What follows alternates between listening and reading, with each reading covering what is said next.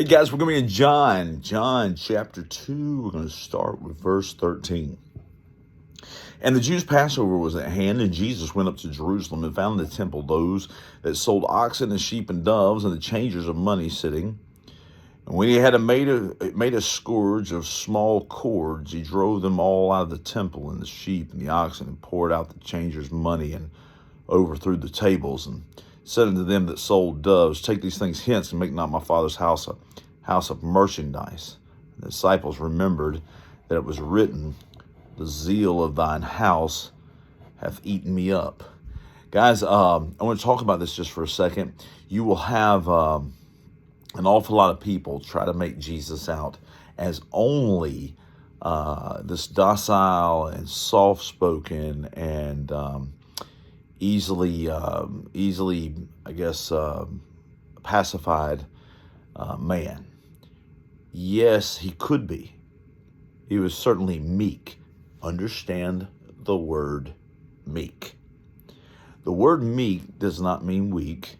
We've established that over the years, that meek does not mean weak. What meek means is that you have the capacity to destroy, you have the capacity to defend, you have the capacity to fight, but you hold back when rage might be the way you handle things. You hold back until it's absolutely necessary to show that strength.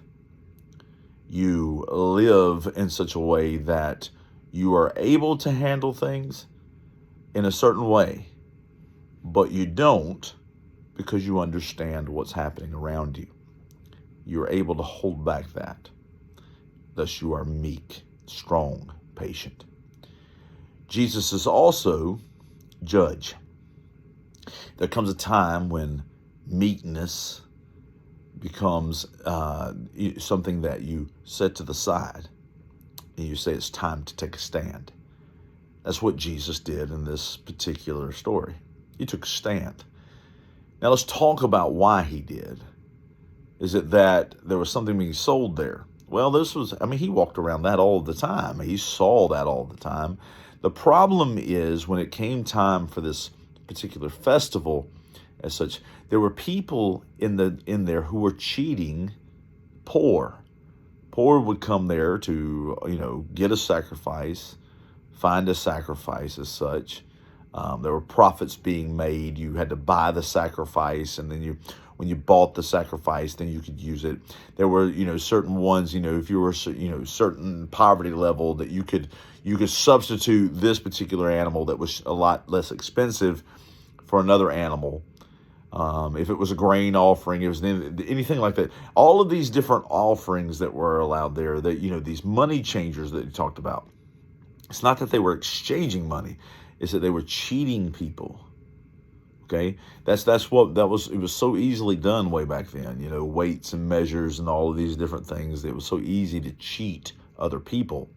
So when we're looking at the story, what was happening is the poor were being cheated. They were coming there for sacrifices because they had to make sacrifices to the Lord, and they were coming there to to purchase these sacrifices, but they were being cheated. They're being cheated in the house of the Lord. These people were selling this stuff in the house of the Lord and cheating people and cheating those who cannot afford it to begin with. It's just awful. Jesus makes these cords, and he knows how to make them, and he drives them out. So if you can consider this lowly and meek man, yes, had the power and chose to hold back, just like he did when he was on the cross. That was a meek man to stay on the cross when he could have come down and destroyed everyone there and ended it all right there. But in that synagogue that day, that temple that day, he came and he said, enough's enough. And he made those cords and he drove them out. Folks, yes, Jesus is loving, but there's going to be a day when every knee shall bow and every tongue confess to a Jesus who has finally come to the point that it's time to judge and it's time to end it for eternity. Guys, I'm telling you, we serve a wonderful and holy and loving Jesus, but there will be a day that all evil will be stopped and the cords will come out. Love you guys. Bye-bye.